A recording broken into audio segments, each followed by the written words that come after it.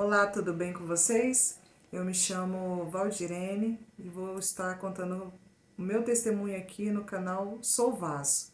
E eu tenho certeza que esse testemunho vai te alcançar e vai edificar a sua vida e vai mostrar o tanto que Jesus faz e Ele pode também fazer na sua vida.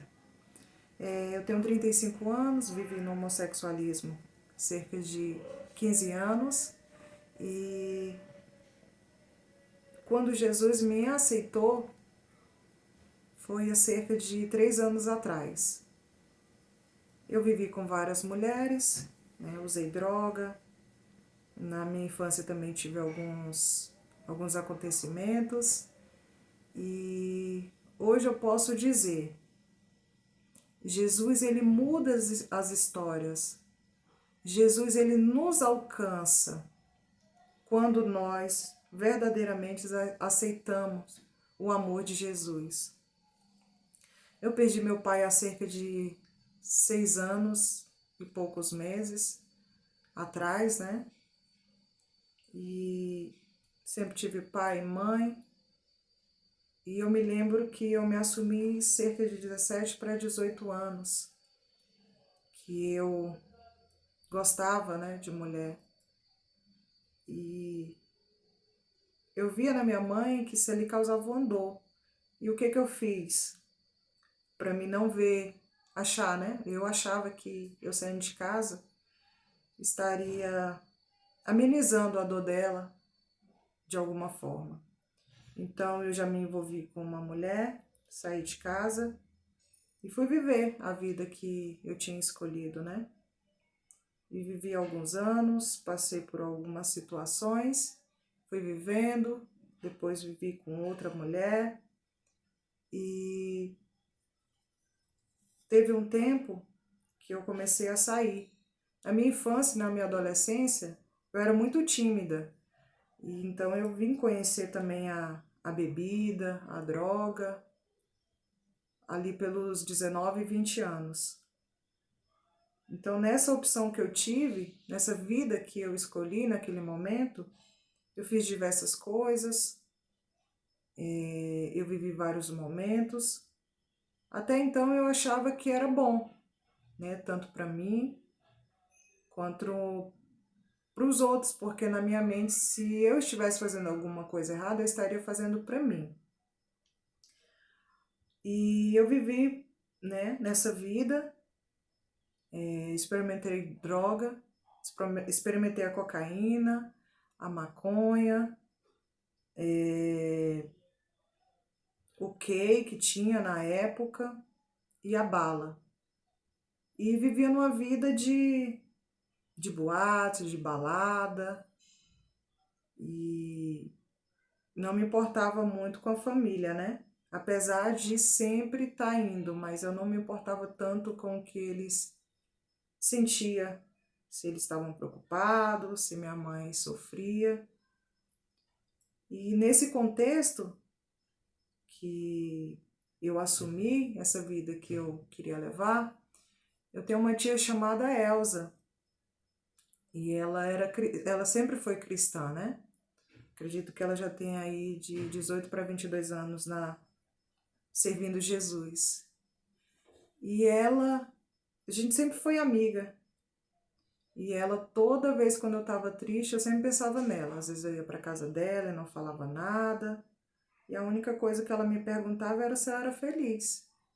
E eu falava que eu era. Mas eu sabia que eu não era. Porque existia um vazio em mim. E ela nunca me deixou de me abraçar, me amar, assim como foi minha mãe, meu pai, meus irmãos. E eu fui vivendo essa vida.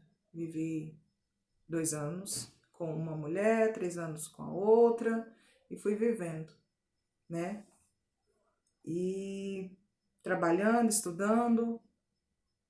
Há cerca de 6 anos atrás, meu pai faleceu. Eu estudava educação física e trabalhava.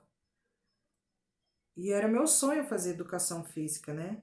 Se formar em educação física, exercer, era um sonho que eu tinha. Eu tive muitas oportunidades na minha vida, mas por algumas escolhas erradas eu não pude completá-las, como fazer a faculdade de jornalismo e outras oportunidades que eu perdi.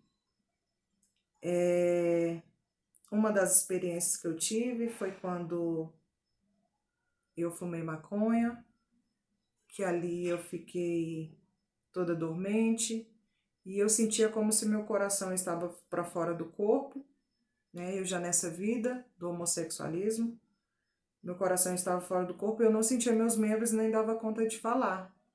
E ali eu via as pessoas que estavam comigo me levando para até a porta de casa e depois retornando. Eles não conseguiam também me deixar em casa.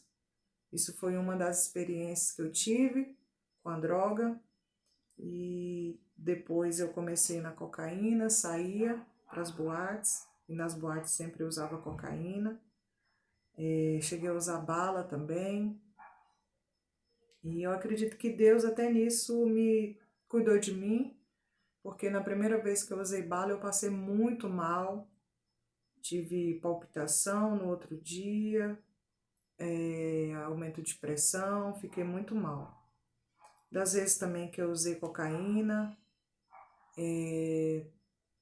ficava muito mal e cheguei muitas vezes ao extremo, né? Fazer coisas ao extremo. E com a morte do meu pai, tudo veio mudar há 6 anos atrás. Eu vivia com a mulher, né? E a partir da morte do meu pai, eu cheguei no meu limite. Eu já tinha tentado suicídio há, em média, 10, 9 anos atrás. Tentei via remédio, cortando os pulsos. Por que eu tentei suicídio? Porque a depressão, se você procurar uma causa, você não vai encontrar. Só que no meu caso, por mais que eu tivesse alguém comigo, por mais que eu tivesse amigos, por mais que eu estivesse saindo, por mais que eu estivesse usando drogas, eu tinha um vazio muito grande em meu coração, na minha alma. Só que naquele momento eu não entendia por que que eu fazia tanto pelas pessoas, por que que eu buscava tanto, né, ser realizado ou realizar alguém, e eu não me completava, eu não me sentia feliz. E dessas tentativas de suicídio, eu lembro que eu tomei bastante remédio e coloquei o guarda-roupa na porta do quarto para travar. E depois eu me lembro de alguns fatos, algumas imagens. Meu pai já na ambulância do SAMU, eu no hospital. Eu tentava voltar, mas eu não conseguia, tentaram me reanimar para fazer a lavagem e ali eu senti uma gota de lágrima no meu rosto. E aí, na hora que fizeram a lavagem, eu acordei, era meu pai que estava comigo naquele momento. E minha mãe também, né? Então, hoje eu paro para refletir quanto de dores eu causei na minha família, né? E também em mim, em Jesus. E eu mesmo assim eu fui vivendo após esses episódios, fui levando, fazendo o que me agradava.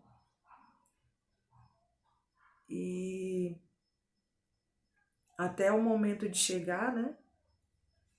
Eu perdi meu pai. E no dia que eu perdi meu pai, a gente tinha enterrado uma amiga. No mesmo dia, a gente enterrou uma amiga de manhã e quando foi à noite, eu perdi meu pai. Meu pai infartou dentro de casa. Eu não estava lá. Nesse dia eu não consegui ir para a faculdade, então normalmente eu ia para a faculdade e passava na minha mãe. E nesse dia eu não consegui ir, nem trabalhar e nem para a faculdade. Fiquei em casa. Só que na minha vida, eu já tinha uma tia que ela orava por mim, que ela buscava por mim, que ela entregou, né? A minha vida ali no culto, no... sempre carregou a minha foto dentro da Bíblia. E ela acreditava na palavra que Deus falou para ela que eu ia ser liberta. E quando eu perdi meu pai, realmente foi, acho que, o ápice, né? De tudo que eu tinha vivido, que eu estava vivendo. Eu tinha uma vida estável, eu tinha emprego, eu morava num apartamento todo mobiliado, tudo bonitinho, tudo novinho. Eu viajava em média 3 vezes por ano. Então, para mim ali estava tudo bem. Só que eu vivia no homossexualismo, eu vivia com uma mulher. E, e nisso, eu já trabalhava, quando meu pai faleceu, eu já trabalhava na academia. Então, eu estava realizando um sonho meu. E quando meu pai veio a falecer, no dia que meu pai veio a falecer, minha mãe me ligou, falando que ele estava passando mal. E 10 minutos que eu liguei de volta, isso é interessante de eu contar, porque era noite, por volta de 9 e pouquinho. Minha mãe me ligou e perguntou se eu estava na faculdade, falei que estava em casa. Eu perguntei o que que era, ela falou que não, seu pai está passando mal, tem como você vir aqui? Eu já morava no Valparaíso e ela na Samambaia, cerca de 25 a 30 minutos de carro. E eu falei, não, eu tô no Valparaíso. Até perguntei pelo meu irmão, que morava na rua de trás, ela falou que ele estaria trabalhando. E ele falou, não, deixa minha filha, que era uma quinta-feira, ela vai trabalhar no outro dia, pode deixar ela. E disse que tomou um Tocilax, continuou passando mal. E aí eu deitei novamente. Eu falei para ela, se ele não melhorar, eu vou. Aí deitei novamente e coloquei o celular novamente para carregar. Quando eu deitei, eu nunca tinha ouvido a voz de Deus tão nítida, porque para mim o que importava era o meu desejo, a minha vontade, os meus sonhos. E na hora que eu deitei, Deus falou comigo: veste a roupa e vai para a casa da sua mãe agora. E eu, sem saber quem estava falando ou o que eu deveria fazer, levantei e liguei. Na hora que eu peguei o telefone para ligar, eu liguei para minha mãe. Eu falei, mãe, e aí, meu pai melhorou? Naquele momento, eu só escutei o grito dela falando socorro, socorro. Eu acredito que o telefone tenha caído no chão. Naquele momento eu vesti a roupa. A pessoa que vivia comigo também, pedi para ela vestir a roupa pra gente trocar de roupa, na verdade, né? Pra gente ir lá. E eu sei que no caminho, hoje eu entendo que Deus já tinha me preparado, porque nesse velório que a gente fez da nossa amiga, eu não consegui chorar imaginando a dor dos familiares e perguntando, né, como que seria a dor deles, né? E eu não consegui chorar. E hoje eu entendo que Deus já estava me preparando naquele momento. E aí eu levei em cerca de 17 a 20 minutos para chegar, e no caminho eu fui ligando para essa minha tia Elsa. Falei, olha, aconteceu isso na casa da minha mãe, vou precisar que a senhora comece a orar, porque a gente vai precisar. É como se Deus já tivesse falado comigo e eu não sabia, porque eu não tinha intimidade, não tinha eu não sabia realmente aquela voz. Era de Deus, Deus falando comigo, já me preparando.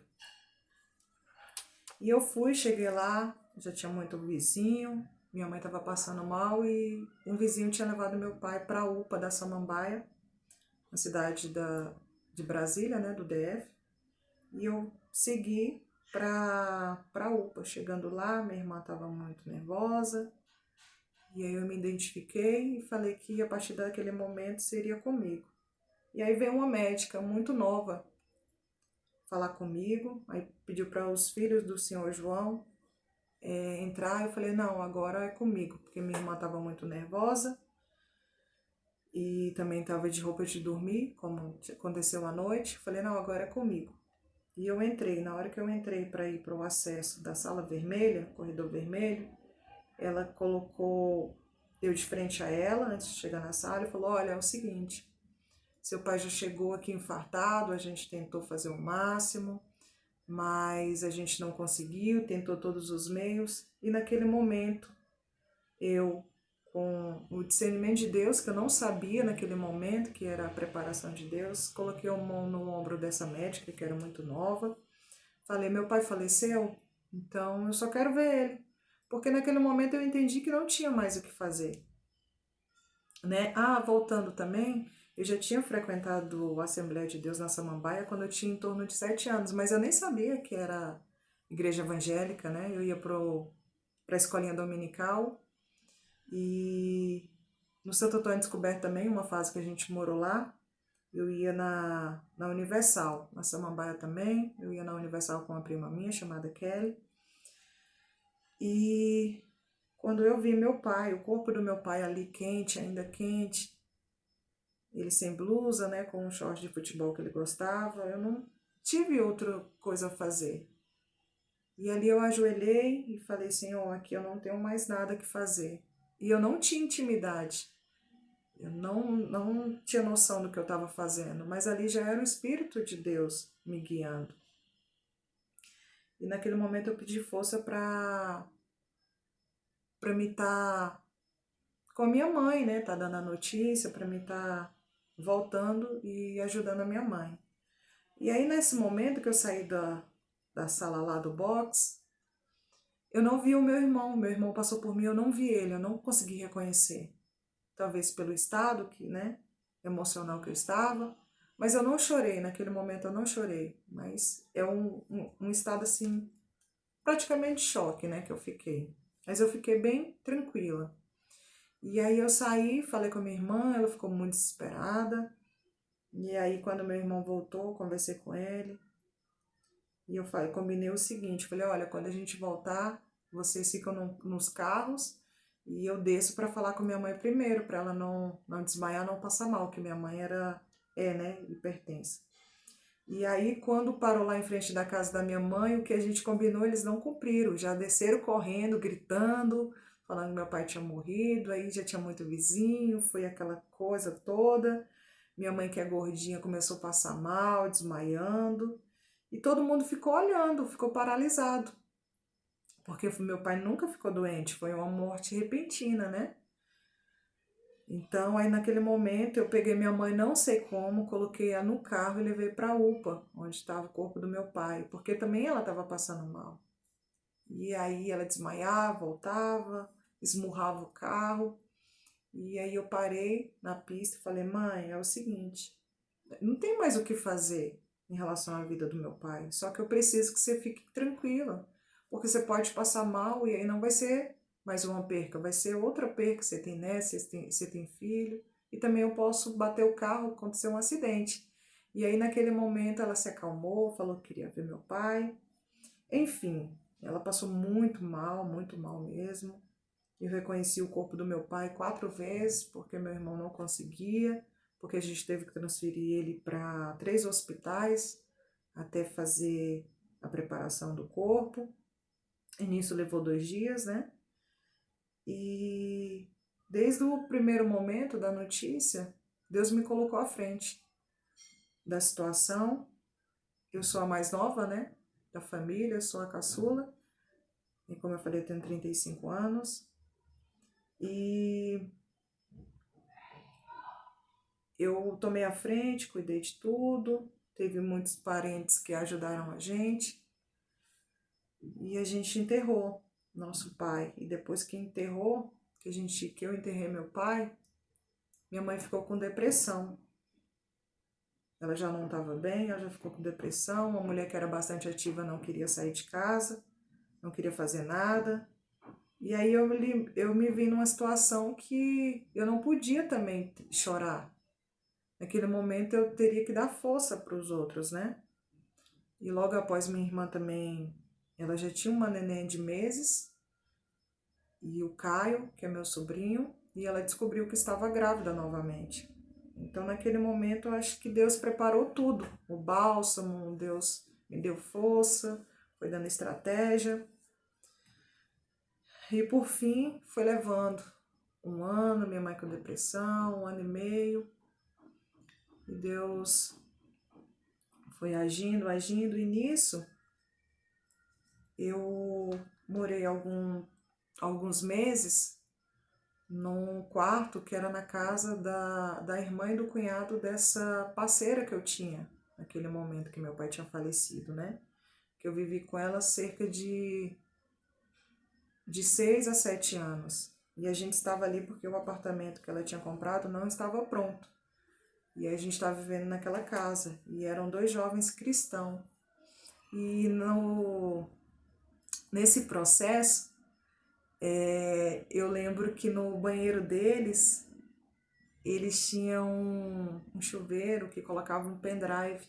E tinha um pendrive lá que era só pendrive de louvor. Dois jovens cristãos, Daniela e Júnior. E eu entrava para aquele quarto com a dor do luto do meu pai. Quarto não, perdão, no banheiro. E eu ficava ouvindo os louvores que tinha naquele pendrive. E para mim ali era um refúgio. Porque parecia que para fora do banheiro eu tinha que mostrar que eu tinha uma vida, que eu era forte, que eu tinha uma vida, eu tinha que seguir aquilo, que eu não podia fugir daquilo ali. E dentro do banheiro eu conheci um louvor, que o nome desse louvor chama Aquieta Minha Alma, que é do Ministério Zoé.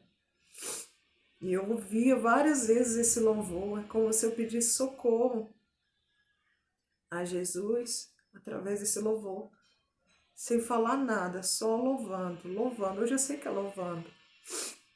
E eu até anotei aqui para mim não esquecer um trecho, e eu fico emocionada hoje por saber que em meio a tanta dor, Jesus não desistiu de mim, porque eu já tinha desistido.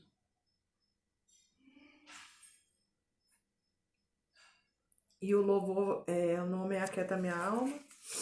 E o trecho que ele inicia fala: Aquieta minha alma, faz meu coração ouvir tua voz, me chama para perto, só assim eu não me sinto só, porque na verdade eu descobri que tudo que eu preciso está em ti, mas meu coração é teimoso demais para admitir.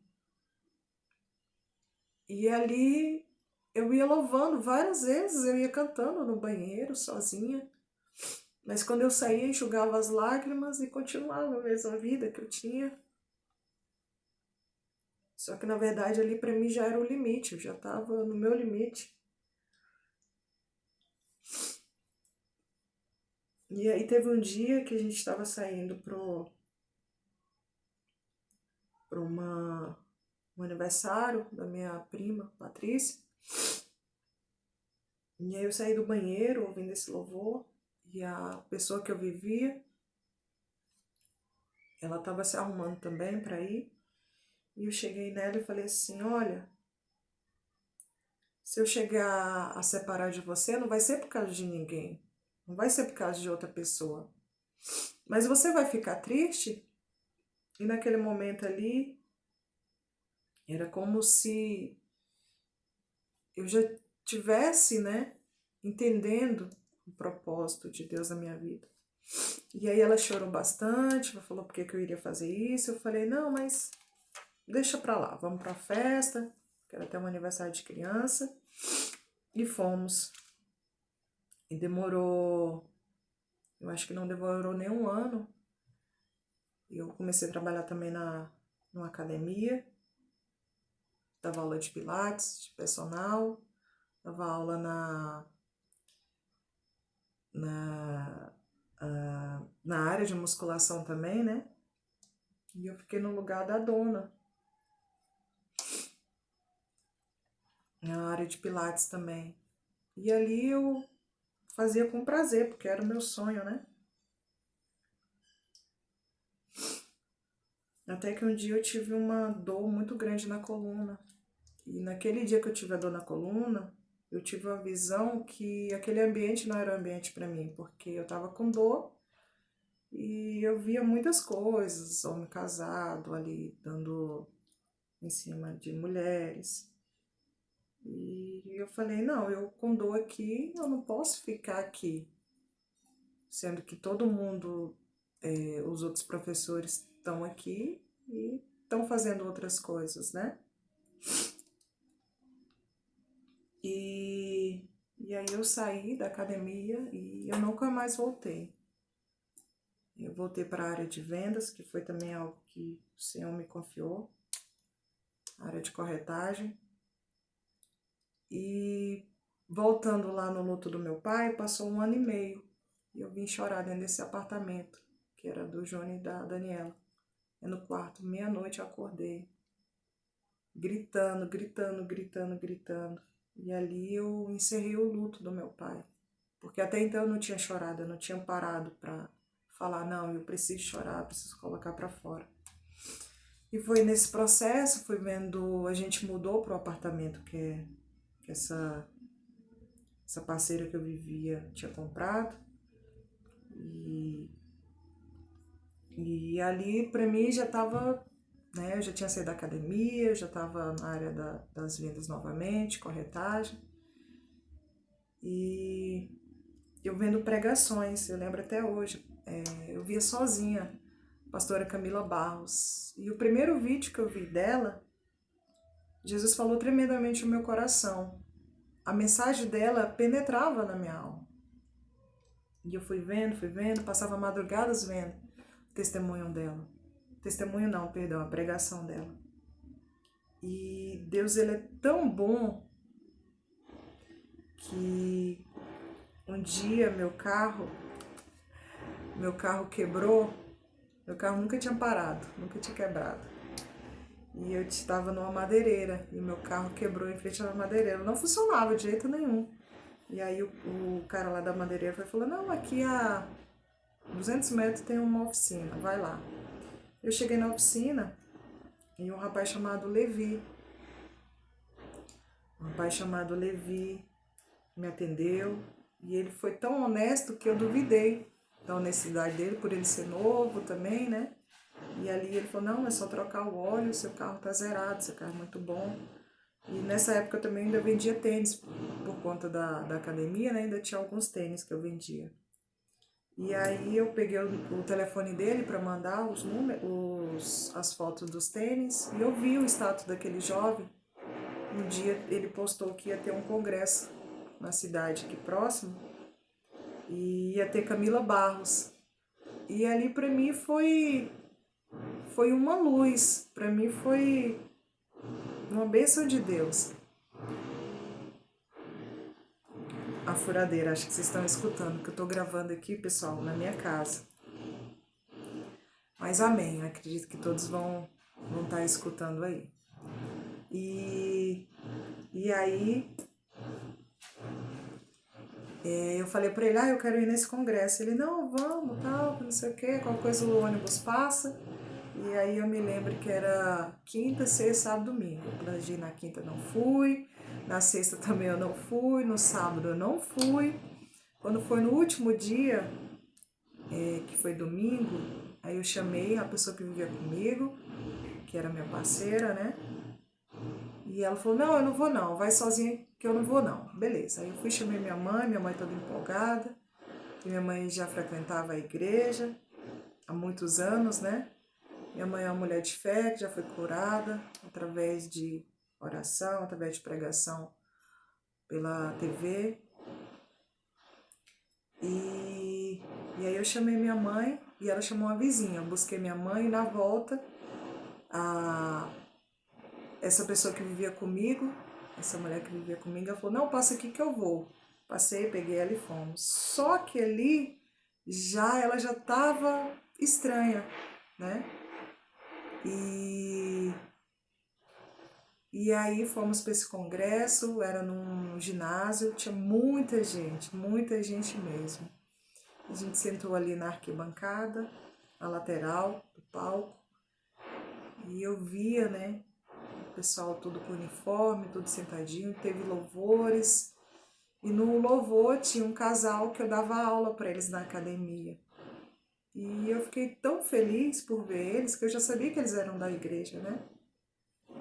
Mas eu não sabia que eles iriam estar lá. E tudo que foi louvado, tudo que Camila Barros pregou naquele dia, hoje eu sei que Deus reservou aquele momento para mim. Penetrou em meu coração.